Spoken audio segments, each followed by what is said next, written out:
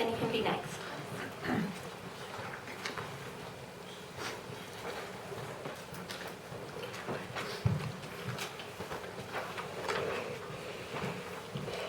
My name evening. is Jim Donis. I'm here regarding the SASS deal.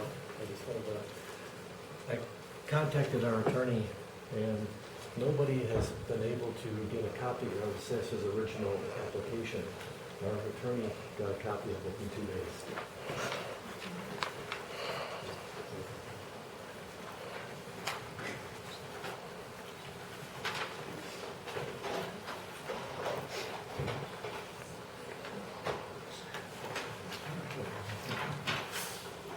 Looks like you voted today, so you're part of the numbers that were reported. Yeah. And it was very smooth and very, very well handled. Great. It was very, very good. Could you just kind of explain what that meant, what you just meant by the original application? Did you make a request from us, or? Yes, we have. There's been numerous requests throughout over the last 4, 5, 6 months, because SASS has put in a public shooting range in a residential neighborhood.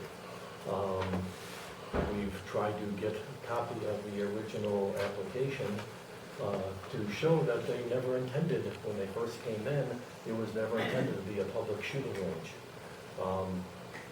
No one could ever seem to come up with a copy of that.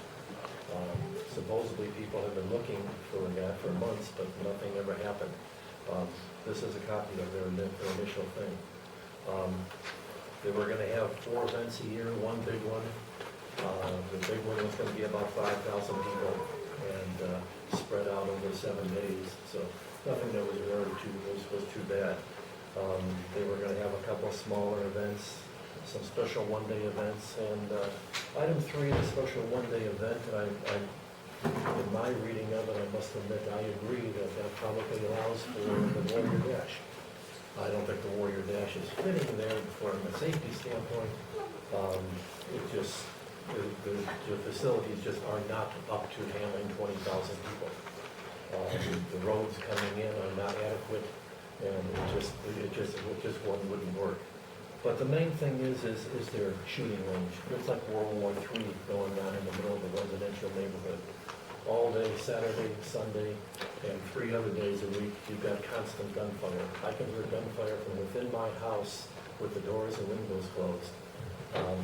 It's automatic weapons, it's semi-automatic weapons, it's high-powered weapons. You know, they say that they have a control for it. They have one person that sits up at the gate who takes the money from the people coming in. He cannot see any of the shooting places from where he takes the money. None of the shotgun ranges they're farther off to the side, and the automatic weapons, the gunfire ranges are way far away. He can't see or control anything. So basically, you've got a shooting range in the middle of a residential neighborhood, and they admitted when they had down here the initial property at the bottom end of the sea, it was zoned residential, and the present use, was residential. They're in the middle of a residential neighborhood, full of houses, full of people, and firing high-powered modern-day weapons. Thank you. Thank you, Mr. Donis. You were right at the 2-minute time. And your request is that we continue to look into this? Yes, that Thank you you. look into it and deny the permit for the shooting range. They've supposedly been issued a hardship permit. I don't know what a hardship permit is, but they're operating without consent with this hardship permit now.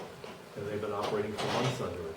I don't know. I don't think they'll ever come to you and ask you for permission to do it because they don't have to. They've already got a hardship permit to illegally operate. Thank you, Mr. Donis. We will look into that. All right. Thank you for your time this evening.